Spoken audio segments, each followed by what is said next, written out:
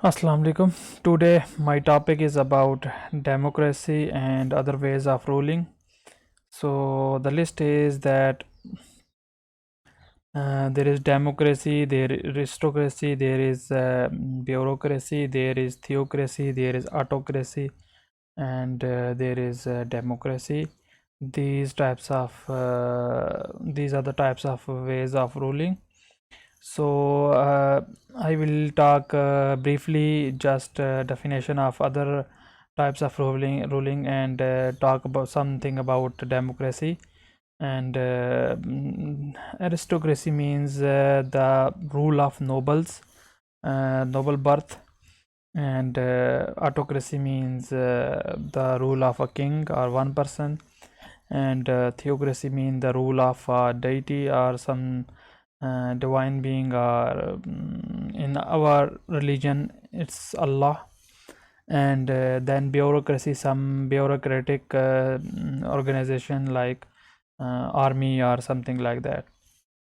And then comes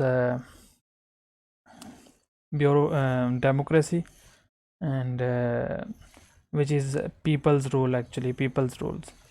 When a democracy in its pure form, then it means it is the rule of people, and their delegated or their elected representative.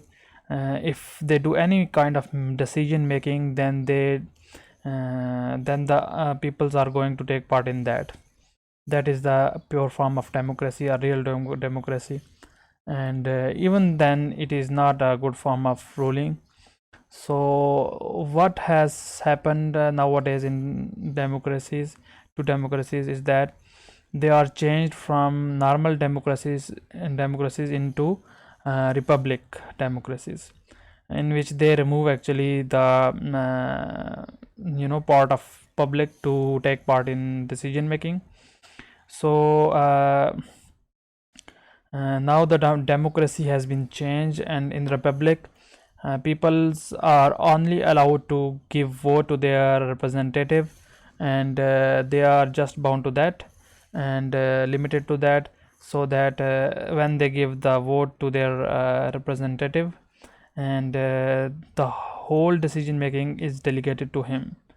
So it is like one time action for 5 years. And you can see that everybody who gives vote do not understand about the person, because nowadays the population has grown so much, and hardly people knows to whom they give vote. So they hardly know them. So there is a big problem in that. They do not recognize the character of that person, and they do not understand how to give them their vote. They are just baited with some incentives temporarily, and like they give some money, and they give some promises, and people gave them some most of the time some very affecting, or very warm type of what you say that um, speech. Yeah, they give just one speech, and like, oh yeah, that person know how to speech, and people give them vote. But in reality, some noble people, some good people, some peoples who have vision, if they select their leader, that would be more better. Because when we talk about the votes, even a high level intellectual, wise man, very who knows the things, who know peoples, who know what's going on, their vote and the vote of a normal layman, normal beggar, even whatever is there, a normal poor person, a uneducated person, a disabled person, whatever the person is, their vote is equal. So what happens in democracy is very bad, very alarming. I will give you one example about the democracy. For example, if there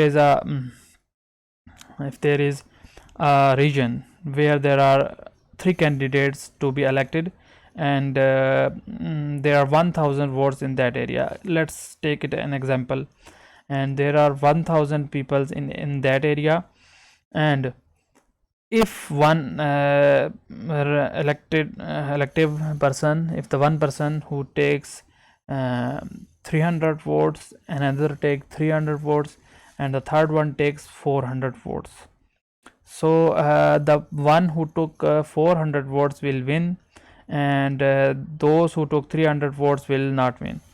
And because of that, we say that the person who took 400 votes out of 1000 votes will win and make government.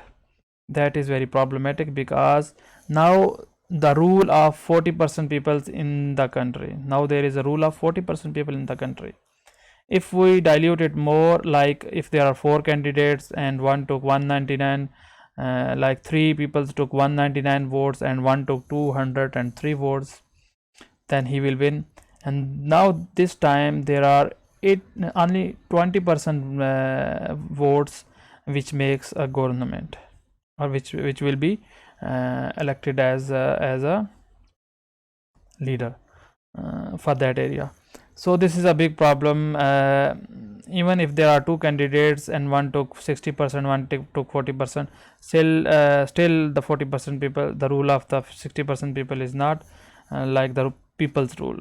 In normal democracy, there are most of the people, because there are so many parties, and most of the people sit in a position, and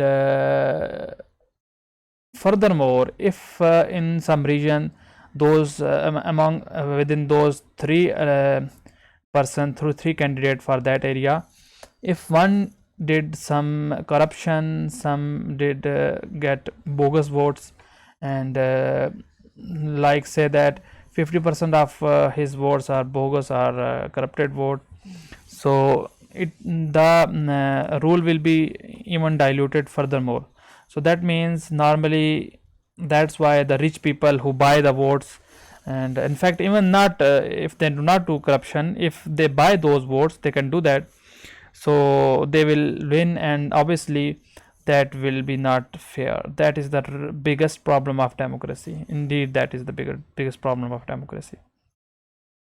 Only 5 to 10%, 20%, 30% people make government, and because of those rich people, they come into government and they get so many benefits from becoming the government. And this is the big problem with democracy. Indeed, this is a big problem. And furthermore, the more bigger problem is that in democracy, those elected person, those representative of people, they have authority to make laws. They are authorized to make legislations. So why would 200, 300 peoples will make some rules which will someday be problematic for them? Obviously they will never make, and most of the people do not know how legislative assemblies and senate and these kinds of things works, and how they make laws. That's why you will see most of the time there are laws like NRO, National Reconciliation Ordinance, in our country that have been passed many times, and many times criminals, killers, and those who took money from government have been released from their crimes, and they are forgiven, and that is very bad, and that happens. That is actually the truth, and that is proven thing that happens in countries who have democracies. And furthermore is that when making laws, people's are not, that is not actually the people's rules. That is like you trick people, and then you have benefits from that. And obviously nowadays those who are politician, they are professional, that is their career. They study polytechnical science, and they make you know politics as a profession, and they just inherit that to their children, their newer generation, and they actually secure their future by doing those bad kinds of things, and they take it as a career, and that's why they secure themselves by making those laws which will not be troublesome for them and their upcoming generations. And we people have to think about that. That is reality. I am not talking about theories. We have seen with our eyes, and that have been proven many times. Every time, almost every time, I see everywhere these kinds of things. And their newer generation will they come, and they actually inherit those methods, those dirty methods to get into government, and then they make policies, they take loans, that they do all bad kinds of things. While in autocracy it is 50-50%. If the king is good, country is going to good. If the king is bad, the country is going to bad. 50-50% chance. He could be good, he could be bad. And in bureaucracy, always there are most of the time dictators. They come into government because of power most of the time. And in aristocracy, we do not know what other generation will bring. One could be a noble, one could be a good, one could be a example of morality, but in his other upcoming generation, we don't know what will be turn out, or what they inherit, that nobility, that morality, or they will be corrupt. So that is not good. In autocracy, they just inherit their upcoming generation inherit the kingship, so that is not good. While in a Muslim country, there should be theocracy, law, God's law, rule, Allah's rule, and that means Khilafah, and where the Khalifa, the person who is elected, is just a delegated person who has to apply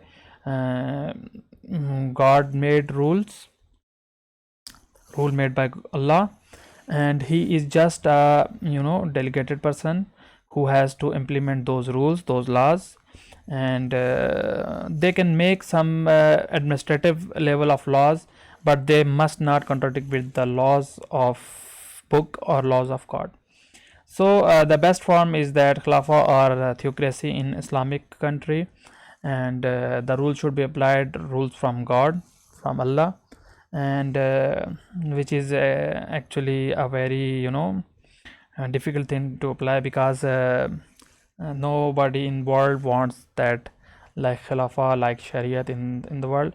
They are all against it, and they know that if there is Sharia in any country, that will be troublesome for them, because they are scared, because people become very different in Sharia law, and some people call it cruel, and some like that, and you should talk about the crimes that should be avoided. You shouldn't talk about the punishment. The punishment is cruel, like that. The crimes are cruel. If the punishment makes you sustain, make you not do crimes, then that is best, that is best. So while in Sharia law, crimes to be proven, there need to be hard evidences, and that is very difficult, and most of the time people get mercy, and people get released from those punishments, and they are supposed to ask forgiveness from Allah. And if something happens publicly, then that person gets punishment, and it is very rare, very rare. Punishment is very rare in Sharia law, because the punishments are very strict, and people do not dare to do those crimes in where there is Sharia law. Just like in Saudi Arabia, no people steal, nobody steal, because they know their hands will be cut, and you will not find there people who has been punished as they have been their hands been cut. And that is because the punishment is very strong, so that's why people do not do it. So anyways, these are the forms of ruling, and some has disadvantages, some has disadvantages, but as far as the Khilafah or Sharia is, there is no disadvantages. It is the best form of ruling anyway. Applying it is very difficult in this world because most of the people are scared of it and they do not let it happen. So what I am doing is suggesting these things as for education, and if they can remove negative aspects from other ways of ruling like democracy, if they make it more refined, more better form, maybe it could be applied, and if it not goes against the laws of Allah as well. So but the best is Khilafah anyway. So I did talk about all these things, and I can make more videos and talk about more in detail about these things, those laws making stuff, and those how those assemblies are operated and how elections are held, and there is a lot of things in this. But for now I think this should be enough, and I will see you in another video with another topic, and until then, take care and fi man Allah. Allah Hafiz. Assalamu alaikum. And please, if you like my video, and please subscribe my channel and share the video. And I'm making these videos only for information, so I will be appreciated and motivated more to make videos if you like them, and share them and spread the knowledge. And in fact, if you subscribe, that will be more good. But I will not force anybody to subscribe me anyway. So let's see another video, and take care. Fi aman Allah.